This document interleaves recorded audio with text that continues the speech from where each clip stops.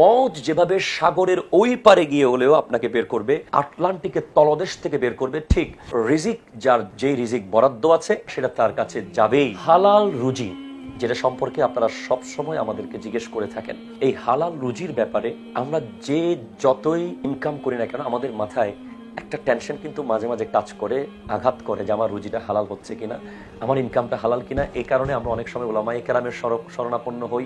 অনেক সময় আমরা কৌতূহলবশত জানতে চাই যে হুজুর আমার এই ইনকামটা হালাল কিনা। রাসূল সাল্লাল্লাহু আলাইহি ওয়াসাল্লাম ইরশাদ করছেন, তালাবু কাসবিল হালালি ফারিদাতুম বাদাল ফারিদাতি।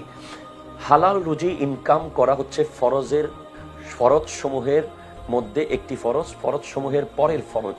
নামাজ যেভাবে ফরজ, রোজা যেভাবে ফরজ, হজ যেভাবে, যাকাত যেভাবে, হালাল রুজিও সেইভাবেই ফরজ।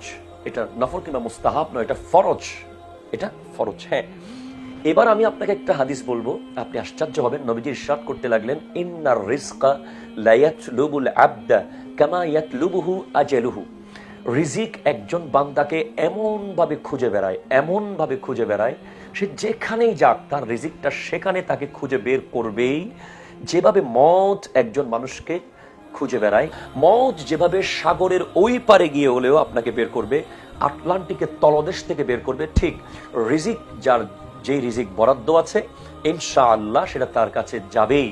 হ্যাঁ, একটু চেষ্টা করতে হবে সেটা পাওয়ার জন্য। তো যেই রিজিকটা আল্লাহ নিশ্চিত বরাদ্দ করে দিয়েছেন, সেই রিজিকটাকে আমরা কেন নষ্ট করছি হারাম ইনকামের মাধ্যমে? হারামের মাধ্যমে এই জিনিসটাকে আমরা কেন শেষ করে দিচ্ছি? মনে রাখতে হবে, সবাই মিলে যেভাবে মওতকে আটকে রাখতে পারবে না, পৃথিবীর কোনো শক্তি সেইভাবে রিজিকও আপনার কাছে পৌঁছা থেকে আটকে রাখতে পারবে না। মনে রাখবেন, আল কাসিবু সাদিকুল্লাহ, হালাল রিজিক ইনকামকারী আল্লাহর বন্ধু। যারা হালাল ইনকাম করে, যারা হালাল ব্যবসা করে, ওরা কাল হাসরের মাঠে শহীদদের সাথে থাকবে। আসুন আমরা দু চারটা জিনিস কমিয়ে ফেলি, দু চারটা জিনিস আমরা নিজের চাহিদাকে কমিয়ে আমরা কম খাই, কম উপভোগ করি, তবে হালাল উপভোগ করি।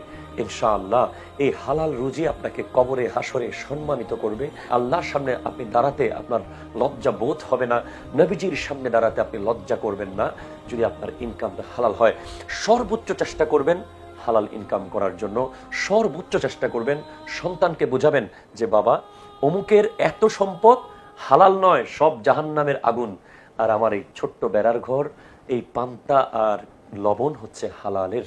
আল্লাহ পাক আমাদেরকে বোঝার তৌফিক দান করুক। আসসালামু আলাইকুম ওয়া রাহমাতুল্লাহি ওয়া বারাকাতুহু।